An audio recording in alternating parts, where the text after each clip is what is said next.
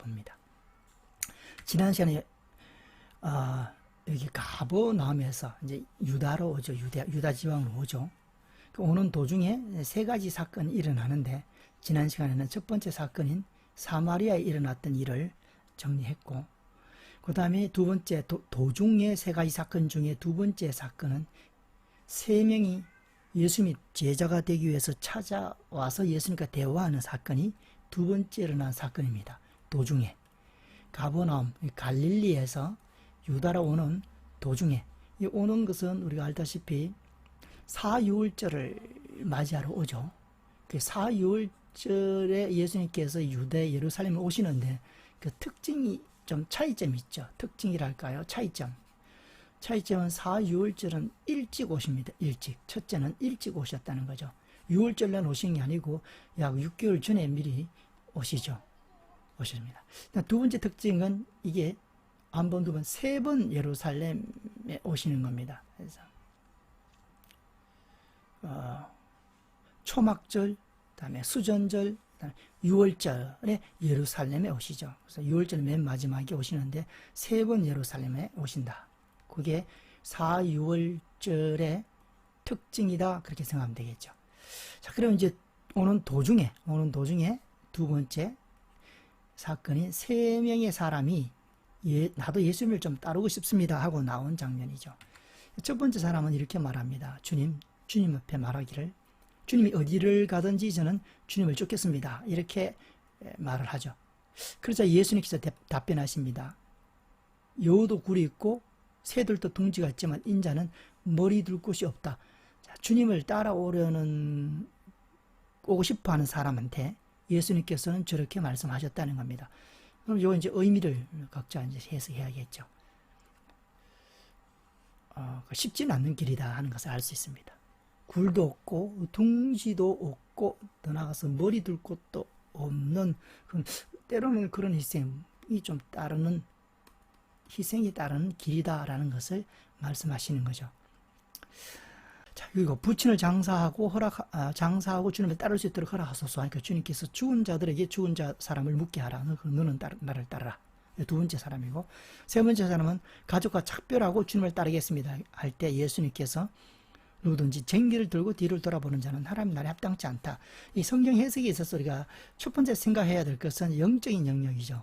영적인 부분입니다. 영적 관점이죠. 영적 관점입니다.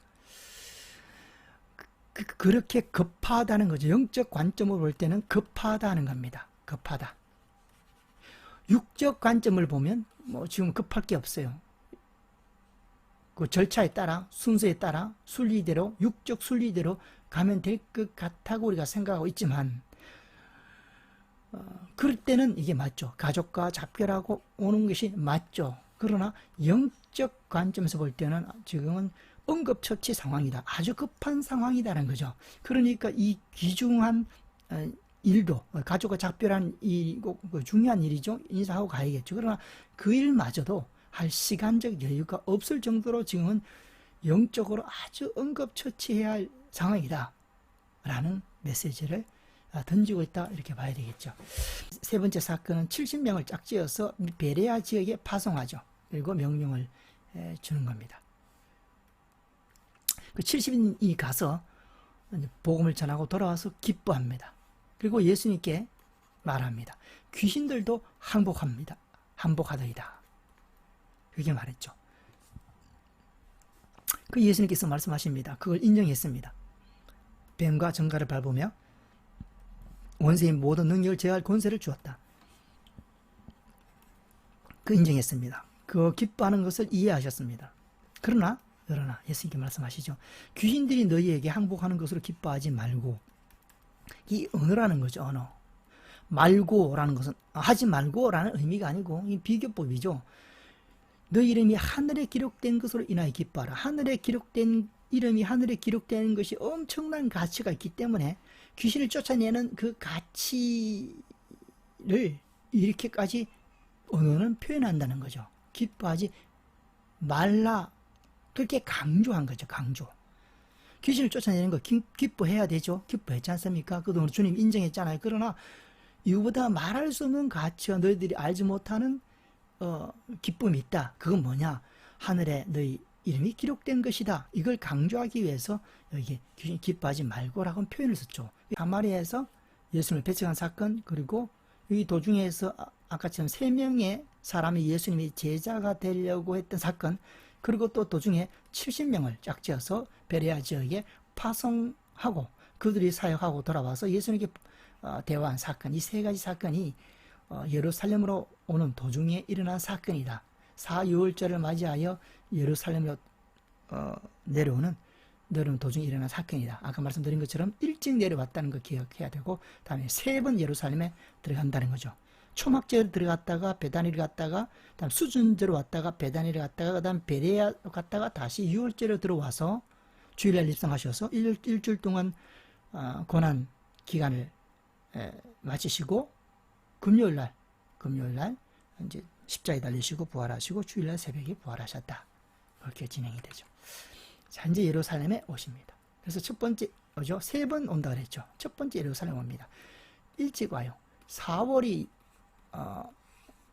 6월절이니까 10월이니까 약 6개월이죠. 11, 12, 1, 2, 3. 약 6개월 정도입니다.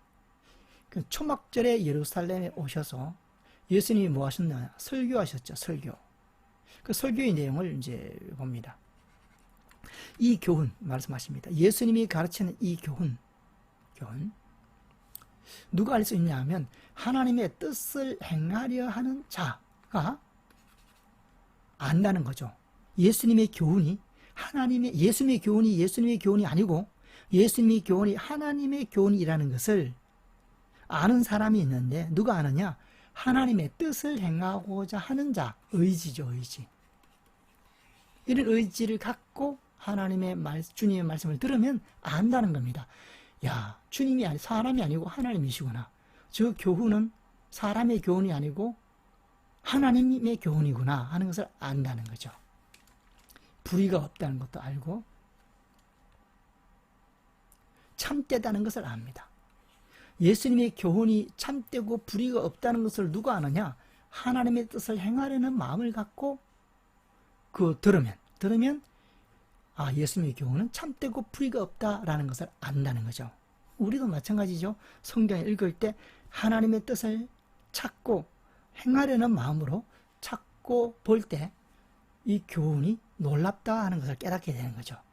비판하려고, 예수님을 무너뜨리려고, 비난하려고, 틀린 걸 찾으려고 성경을 읽으면 안 된다는 거죠. 그 다음에 이제 생수약입니다. 나를 믿는 자는 성경의 이름과 같이 그 배에서 생수의 강이 흘러 나오리라. 성령을 가르쳐 말씀하시는 거죠. 예수께서 아직 영광을 받지 않으셨으므로 성령이 아직 그들에게 계시지 아니하시더라. 이건 오순절 이후의 성령의 역사를 얘기하죠. 이 성령의 역사는 구약에도 성령의 역사가 있었겠죠. 그러나 지금 여기서 말씀하시는 생수의 강같이 흘러나오는 이런 표현에 걸맞는 성령의 역사는 아직 임하지 아니하셨다. 오순절 이후의 성령의 역사다 하는 것을 신학에서 다 배웠지 않습니까? 구약의 성령의 역사, 신약의 성령의 역사 있죠. 그러나 이거는 신약의 성령의 역사다. 물론 그 차이점이 있죠. 본질은 같지만 구약이나 신약이나 성령의 역사의 성령의 본질은 같지만 그러나 차이점이 있다라는 거죠. 근데 요거는 후자를 얘기하고 있다. 오순절 이후의 성령 역사를 얘기하고 있다. 자, 그 다음에 가늠하다 잡힌 여인을 데리고 와서 예수님께 묻죠. 몰라서 묻는 게 아니고 예수님을 넘어뜨리려고 예수님을 곤란한 처지에 빠뜨리는 질문을 하죠. 예수님, 유대인들이 와서, 바리새인 유대인들이 와서 율법에는 이렇게 기록됐는데, 율법에는 이런 돌로 치라 이런 여자 현장에서 바로 잡혔어요. 증거 확실한 여자를 데려가서 돌로 치라 하니까 선생님은 어떻게 말하겠습니까? 선생님을 콘으로 모는 거죠. 말로는 선생님은 이렇게 말하지만 속으로는 예수님을 무너뜨리려고 얘기하는 거죠. 고발할 조건을 찾고자 그렇게 예수님을 이제 얻고자 그렇게 질문한 거죠. 예수님께서 몸을 굽히사 손가락으로 땅에 쓰시니 그들이 묻기를 맞이하지 아니하는지라 쪼는 거죠. 자꾸 쪼는 거죠. 이제 끈수를 잡은 거죠. 예수님 앞에. 곤란한 질문이지. 대답 못하겠지. 그러니까 너 틀렸지. 뭐 이런 식으로 계속 집요하게 묻기를 마다하지 않습니다. 근데 예수님께서 손가락에 땅을 다 쓰시고 난 뒤에 일어나서 너희 중에 죄 없는 자가 먼저 돌로 쳐라. 땅에 무엇을 쓰셨을까? 나중에 천국에 가서 물어봐야 알겠죠. 성경 읽으면 궁금한 상황이 여러 가지가 있겠죠. 그 중에 다 기억했다가 물어봐야겠죠. 땅에 썼겠죠. 그럼 우리는 이건 추측입니다. 없으니까. 추측. 그럼 아마 예수님은 내적 시각을 가졌죠. 그들의 외적인 행동뿐만 아니라 내적인 부분 알겠죠. 그 내면 속에 일어나는 욕심과 죄의 꾀와 죄의 계획들, 악을 꾀하는 이런 내용들, 그걸 하나하나 썼을 가능성이 있다는 추측이니까 그냥 또 사람마다 다르게 해석할 수도 있죠. 그러니까 자기들의 죄가 하나하나 드러나니까 드러났을 때 너희 중에 죄가 없는 자가 먼저 돌로 치라 하니까 다 이제 도망가게 되는 그 사건이 벌어졌다. 지금 이게 초막절날 오셔서 행하신 일이거든요. 그 다음에 진리를 알지는 진리가 너희를 자유케 하리라. 예수님이 말하는, 성경이 말하는 진리는 자유의 특성이 있어야 된다. 이게 전에 말씀을 드렸죠. 세상 진리도 진리고 과학 진리도 진리입니다. 그러나 영적 진리죠. 여기는 이건 꼭 중요하죠. 성경은 영적 진리입니다. 영적 진리는 보이지 않는 진리인데 그럼 영적 진리가 어떤 것이지 하면 그 특징들이 있는데 그 중에 하나가 가장 중요한 특징이 자유라는 거죠. 자유. 그래서 기도하고 응답이라는 거죠. 응답도 자유에 들어가는 거죠. 당장 눈에 보이는 것은 풀리지 않지만 마음속에 자유가 생기니까 평강이 생기고 확신이 생기는 거죠. 그런 것들이 영적 진리의 아주 중요한 특징 중에 하나다 하는 것을 알 수가 있죠. 그러니 성경을 묵상하는 것이 재미가 있는 이유는, 끌리는 이유는 이런 자유를 느끼니까 끌리는 거고, 단지 지식의 축적으로만 끌리면 그거는 반쪽도 안 된다는 거죠. 지식의 축적으로 의해서 끌리는 것도 있어야 되겠죠. 또 당연히 있죠. 세상 사람들이 세상 지식을 축적해서 자꾸 공부하는 이유는 그 끌리는 거 있고 목적이 있어서 끌려 하듯이 성경도 그런 육적이고 지식적인 부분에 끌림 당연히 있습니다. 그러나 그것만 있으면 안 되고 요한복음 8장 32절에 있는 것처럼 진리가, 영적 진리가 주는 자유에 대한 체험, 끌림이 있어야 바른 성경 공부고 묵상이다 하는 것을 잊어버리지 말고 우리가 늘 그걸 검토하면서 성경을 공부해야 된다. 그렇게 해야 되겠죠. 자, 그리고 너희 아비는 마귀다. 결정적인 얘기를 한 거죠. 너희는 뭐냐? 유대인들입니다. 유대인들은 아브라함이 창세기 12장에 하나님께서 하나님 아브라함을 부르심으로 유대민족을 이제 시작하셨죠. 그래서 하나님이 택한 민족이고 선민들이죠. 구원받은 민족, 하나님의 자녀들입니다. 그렇게 알아왔는데 예수님이 너희 아비는 아브라함이 아니고 마귀다 이렇게 얘기합니다. 너희는 너희 아비라고 했으면 마귀에게 낳았다. 이렇게 얘기하죠. 자, 이 관점, 이걸 이해하려면 영적 관점에 써야 되죠. 육적 관점에서 보면 이스라엘 백성들의 아비는 아브라함입니다. 그래서 자기들은 아브라함의 자손이라고 알고 있죠. 그러나 성경은 이 아브라함의 자손이라 했을 때는 육적 자손만을 얘기한 것이 아닙니다. 영적 자손을 얘기한 거죠. 영적 자손. 이게 본질이죠. 근데 유대인들은 육적으로는 아브라함의 자손이지만 영적으로는 아브라함의 자손이 아니고 마귀의 자손이라고 얘기하는 거죠. 이 큰일 날 소리, 이거 엄청난 얘기죠. 천지가 계획하는 얘기입니다. 유대인들한테는. 자기들이 하나님의 자녀고 아브라함이 후손이고 이거 철저히 믿고 철저하게 신앙생활하고 철저히 율법을 지키고 깍듯이 율법을 지켜오고 그렇게 신앙이 이르고 하나님의 자녀라고 믿고 절대로 의심하지 않고 살아왔는데 예수님께서 하나님의 자녀는커녕 그것도 마귀의 자녀라 이렇게 말하는 거죠. 굉장한 충격입니다. 그래서 그걸 설명하는 거죠. 왜냐하면 너희 아비의 욕심대로, 너희 아비 마귀의 욕심대로 너희도 행하고자 한다. 그는 처음부터 살인한 자요, 진리가 그 속에 없다. 진리에 서지 못하고 거짓을 말하고 살인한 자고 거짓을 말하고 거짓말장이죠. 그런 모습이 너희들 속에 있기 때문에 너희는 마귀의 자녀다. 마귀하고 똑같다. 마귀의 판박이다. 마귀의 붕어빵이다. 이렇게 얘기하는 겁니다. 속이 진리에 따라 살고 진리에 서 있으면 이게는 하나님의 자녀고 아브라함의 자녀입니다. 그래서 우리가 육적 자녀하고 영적 자녀에 대한 분명한 개념이 있어야 됩니다. 이 개념 가지고 또 이단들도 많이 생기죠. 이 분명한 개념이 있어야 됩니다. 영적으로 보면, 내적으로 보면 외적인 모습은 아브라함을 닮았겠죠. 눈, 코, 입 다 아브라함을 닮았겠죠. 그러나 내적인 모습은 하나님을 닮은 아브라함의 영적인 모습을 닮아 있는 게 아니고, 아브라함의 영적인 모습을 유대인들이 닮아야 예수님의 너희들은 아브라함의 자손이라 이렇게 말씀하실 텐데, 영적인 모습이 마귀를 닮아 있다는 거죠. 그러나 단지 외적인 모습만 아브라함을 닮아 있습니다. 근데 이 유대인들은 외적인 모습이 아브라함을 닮았기 때문에 자기들은 아브라함의 자손이라고 얘기한 거고, 예수님은 영적인 모습이 마귀를 닮았기 때문에 마귀의 자손이다. 영적인 모습이 아브라함을 닮아 있지 않기 때문에 너희들은 아브라함의 자손이 아니다. 하나님의 백성이 아니다라고 얘기하는 거죠. 그 외적인 모습이 아브라함의 모습을 닮아야 아브라함의 자손이 된다 그러면 흑인들은 아브라함 자손이 못 되겠죠.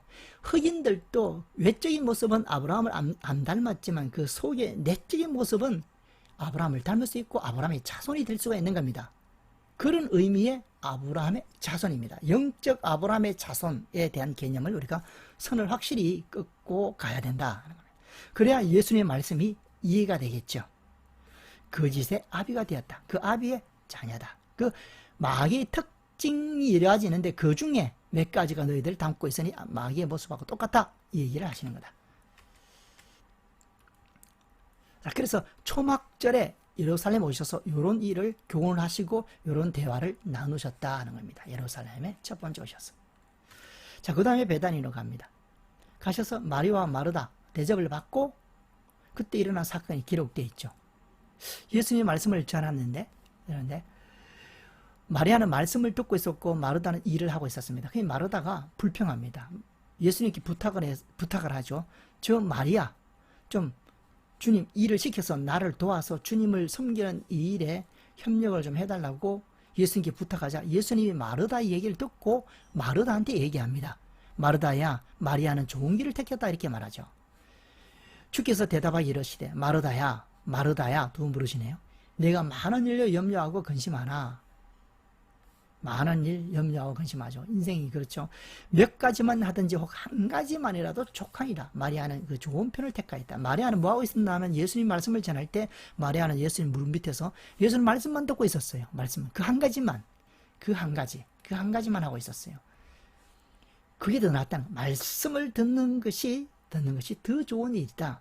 주님을 위해서 봉사하고 헌신하는 것도 좋지만 말씀을 듣는 것이 더 중요하고 더 좋은 일이다. 그렇게 선을 그어 주셨습니다. 주님을 섬기고 봉사하는 일도 좋은 일이지만 그것도 결국은 주님의 말씀대로 의도대로 해야 되기 때문에 먼저 말씀을 듣는 것이 우선이고 그 말씀을 듣고 말씀의 의도대로 그렇게 봉사를 하더라도 그 개념을 우리가 알 수가 있죠. 그래서 말씀을 경청하는 것이 중요하다. 하나님 말씀을 듣고 하나님 말씀을 정확하게 파악하는 것에서부터 삐뚤어졌기 때문에 많은 이단이 나오고 신앙에 많은 문제가 생기는 거죠.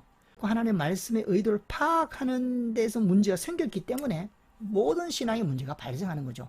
출발점은 그겁니다. 그래서 하나님의 말씀을 이해하기 위해서는 인간의 언어에 대한 이해가 있어야 됩니다. 인간의 언어에 대한 이해가 없으면 말씀을 100% 오해하죠. 읽기는 읽고 주장을 하되 말씀의 의도하고 100% 다릅니다. 그 다음에 다시 베다니를 갔다가 또 이때는 수전절로 옵니다. 아까는 초막절로 왔죠. 아까 3번 온다 그랬죠. 초막절, 수전절, 그 다음에 6월절에 오죠. 그래서 지금 수전절에 와서 또 설교를 해요.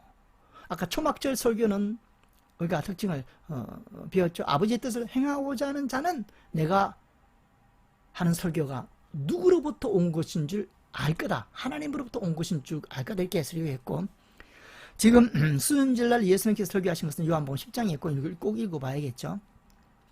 자정적인 설교입니다. 내가 나에 대해서 예수님에 대해서 설교를 하신 거죠. 그래서 나는 누구누구다. 나는 누구누구다. 나는 선한 목자다. 나는 하나님과 하나다. 나는 양의 문이다. 이런 식의 설교를 합니다. 우리가 세례 요한으로부터 예수님에 대해서 증거를 받았죠. 근데 요한복음 10장에는 예수님이 예수님에 대해서는 어떻게 증거하시는가 이렇게 퀘션을 갖고 읽어볼 필요가 있죠. 그리고 세례 요한은 예수님을 어떻게 증거하고 있는가 이렇게 우리가 또 봤지 않습니까? 그래서 이제 이렇게 설교를 보면 이렇게 합니다. 도둑이 온 것은 도둑이라고 죽이고 멸망시킨 것뿐이요 내가 온 것은 양으로 생명을 얻게 하되 더 풍성히 얻게 하라는 것이다. 이렇게 얘기를 하시고 나는 선한 목자다. 목숨을 버린다. 선한 목자의 특징은 목숨을 버리는 희생입니다. 참 사랑의 증거죠. 희생은 하나님의 참 사랑, 참자도 필요 없죠. 사실은 그냥 사랑인데 이 사랑에 대한 개념이 자꾸 오해가 생겨서 참자를 붙였어요. 그래도 또 참 사랑에도 또 오해가 생겨요. 그래서 희생적인 사랑이어야 된다. 그렇게 해도 오해는 있습니다. 그러니 뭐가 필요하냐면 그 사랑의 어떤 참 본질을 알아야 됩니다. 그것이 희생으로 드러나죠. 많은 부분에서. 그러나 100%는 아닙니다. 희생을 하더라도 그것이 예수님의 사랑이 아닐 수도 있어요. 그러나 희생을 하는 사랑은 예수님의 사랑일 가능성이 훨씬 확률이 많은 거지.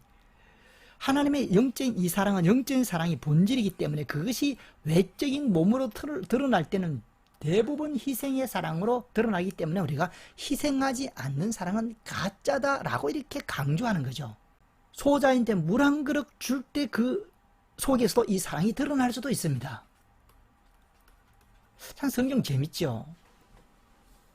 이 성경을 좀 우리가 영적인 영역을 알게 되면 이게 어떻게 돌아가는지 성경이 뭘 말하는지 왜 저런 표현들이 쓰는지 알 수가 있습니다. 그 본질을 캐치하지 못하면 성경의 영역은 굉장히 헷갈리는 거죠. 그래서 그 다음부터는 어떤 말을 성경을 읽더라도 이해가 되고 누가 뭔 말 하더라도 우리가 파악이 되죠. 진위가 파악이 됩니다. 그러니까 언어에 대한 이해가 있어야 되죠. 그래서 목숨을 버린다라고 성경 본문은 표현했습니다. 주님의 사랑을 어떻게 알지? 어떤 게 주님의 사랑이지? 드러난 현상 중에 주님의 사랑일 가능성이 아주 많은 게 목숨을 버리는 사랑입니다. 99%죠. 그러나 1% 목숨을 버리더라도 주님의 사랑이 아닌 경우도 있습니다. 그렇죠? 그걸 이해하면 되고, 그 싹고는 목적 안에 양도 제 양이 아니라 이리 오는 것을 보면 양을 버리고 다니. 이걸 묵상하게 되면 우리가 많이 묵상하죠. 그거 하나만 하고 넘어갑니다. 그 다음에 하나님과 나는 하나다. 이건 놀라운 진리입니다.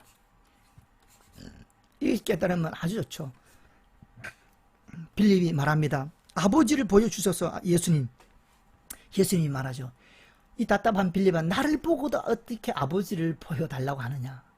내가 바로 아버지인데, 내가 전하는 진리가 아버지의 진리고, 내가 사랑하는 사랑이 아버지의 사랑이 성격이고, 내가 너희들을 어깨를 두드릴 때 그것이 하나님이 너희들을 두드리는 것과 똑같은 건데, 내가 말하는 진리, 내가 말하는 사랑, 내가 말하는 구원, 이 모든 것이 하나님이에요. 하나님. 근데 그럼 하나님 보고 하나님을 느꼈음에도 불구하고 하나님을 보여달라 하나, 이게 이 얘기죠. 아주 중요한 절입니다. 결국 유대인들은 예수님을 하나님으로 받아들이는 걸 거부했죠. 예수님에게서 나오는 것이 하나님이라는 것을 거부한 겁니다. 예수님이 하나님이라는 얘기는 예수님에게서 나오는 모든 것이 하나님이에요. 예수님을 만졌는데 하나님을 만진 거예요. 그 예수님은 하나님이다. 이런 개념이죠. 하나다. 그 개념 중요한 거고. 나는 양의 문이다. 예수님 무슨 문이겠습니까? 나무로 만드는 문이겠습니까? 아니죠, 이다. 당연히 아니죠. 이런 것들은 우리가 아니라고 당장 이해가 돼요. 영적인 의미가 있는 겁니다. 문과 같은 역할을 하는 분이죠. 문만 아닙니다. 나는 양의 문이 돼서 예수님은 문만 아닙니다. 나는 길이다. 길이잖아요. 길과 같은 특징이 있고, 나는 빛이다. 빛과 같은 특징이 있죠. 그 본질의 특징을 하나하나 성경의 언어를 통해서 우리에게 전해줌으로 그 본질에 도달할 수 있도록 하는 겁니다. 거기에 도달하면 아까 요한복음 8장 32절처럼 진리를 알진 진리가 너희를 자유케 하라 했기 때문에 우리가 자유로워지는 거죠. 자유로워진 거. 우리가 스무고개하고 비슷해요. 이 소리가 아닙니다. 자, 첫 번째 이 소리가 똑딱똑딱 소리가 아닙니다. 두 번째 물렁물렁합니다. 세 번째 먹는 겁니다. 네 번째 잘 상하는 겁니다. 뭐 이런 식으로 해서 결국 저게 뭐지? 저게 뭐지? 우리가 성경을 읽어요. 알듯 말듯해요. 그게 뭐지? 그러나 스무고개가 할 때 되면 그게 어떤 내용물이라는 걸 딱 알게 될 때는 우리가 빵 뚫리잖아요. 그거였구나. 그러니까 상하기도 하고 물렁물렁하기도 하고 그 소리도 안 내고 그랬구나. 딱 맞아 떨어지듯이 우리가 성경을 자꾸 읽으면 자꾸 읽으면 진리를 깨닫게 되는 거죠. 그러면 그 진리를 알지니 진리가 너희를 자유케 하리라 라는 자유가 생기게 되고 세상이 보이는 거고 우주 만물이 보이는 겁니다. 그냥 보이는 거 이렇게 뻥 뚫리는 겁니다. 그것 좀 언어에 대한 이해가 있어야 된다라는 거죠. 양의 문이다. 성경은 다 그런 표현들입니다. 진실로 나는 양의 문이다. 문과 같은 역할을 한다. 다음에 맹인을 고치십니다. 침을 뱉어. 맹인이 왔을 때 침을 뱉어 진흙을 이겨 눈에 바르고 실내원 목가서 씻으라. 땅에 침을 뱉고 진흙을 이기고 진흙을 찍어서 맹인의 눈에 바르고 이 진흙 저기 실내원 연못에 가서 씻으라 해서 씻고 나왔습니다. 참 특이하다. 예수님이 그냥 야 눈 떠 하든지 아니면 그냥 안수하든지 아니면 그냥 뭐 눈짓만 했어라도 고칠 수 있는데 이렇게 하지 않고 이렇게 하시는 거죠. 그것도 우리가 생각해 볼 필요가 있죠. 그 방법이나 이런 것들은 하나님이 손에 달려 있구나. 답은 주님은 맹인을 고치는 게 분명하죠. 그러나 방법은 다양하다는 거죠. 그건 하나님의 우리가 방법 요구할 수도 있지만 꼭 이렇게만 해 주십시오 하면 안 된다는 거죠. 그렇게 기도는 할 수 있겠죠. 인간이기 때문에. 그러나 하나님의 방법은 다양하다. 그것을 분별할 수가 있죠. 맹인이 눈을 떴죠. 그럼 이게 육적 눈을 떴지만 결국에는 영적 눈이 중요하죠. 육적 눈 떠봤자 뭐합니까? 평생 살다가 7, 80, 100세 되면 죽잖아요. 그러면 뜬 눈도 감겨요. 그 효력은 100년밖에 안 되죠. 100년. 육적 눈은 효력이 100년 갑니다. 그러나 영적 눈은 효력이 무한년 가죠. 영원히 가죠. 천년, 만년, 억만 년이 아니라 무한대 갑니다. 그러니까 이게 훨씬 더 중요합니다. 하여튼 육적 눈을 보여주면서 예수님이 영적 눈을 떼어주는 분으로 알기를 원하는 거죠. 그걸 우리가 캐치를 해야 된다. 육적 눈도 우리 인간이 살면서 굉장히 인간한테는 너무 중요한 겁니다. 현실적으로 너무 중요한 거죠. 그러나 영원한 어떤 시간에서 견주에서 볼 때는 육적 눈도 중요하지만 영적 눈이 더욱더 중요하다 하는 것을 알 수가 있죠. 자, 그 다음에 주기도문입니다. 주기도문 쭉 이제 알아채시죠. 우리가 우리의 죄 지은 자를 사하여 준 것 같이 우리 죄를 사하여 주시옵고 쭉 나옵니다. 자, 이것이 예루살렘 두 번째 갔을 때 수전절날 갔었을 때 그 기간 동안 일어났던 스토리다. 그 다음에 다시 베다니로 가죠. 베다니로 가서 나사로를 살립니다. 나사로. 베다니 갑니다. 그래서 살립니다. 나사로에 나오라 하심으로 살립니다. 나는 부활이요 생명이 나를 믿는 자는 죽어도 살겠고 죽어도 살겠고 죽어도 살겠고 죽으면 안 살죠. 육이 죽으면 영이 살겠고 라는 얘기고 무릇 살아서 나를 믿는 자는 살아서라는 것은 육이 살아서 나를 믿는 자는 영원히 죽지 않는다. 영원히 죽지 않는다는 것은 영을 얘기하는 거죠. 육은 죽죠. 육은 죽습니다. 25절 26절 자세히 묵상해보면 영적인 삶, 육적인 삶 그 두 가지 기준을 가지고 요 단어는 무엇을 얘기하는구나. 성경에 있어서 잘 안 풀릴 때는 영적 관점하고 육적 관점을 딱 나누어 보면 딱 풀립니다. 거의 풀리는 거죠. 물론 안 풀리는 것도 있겠지만 거의 다 풀립니다. 그리고 언어에 대한 이해 그거죠.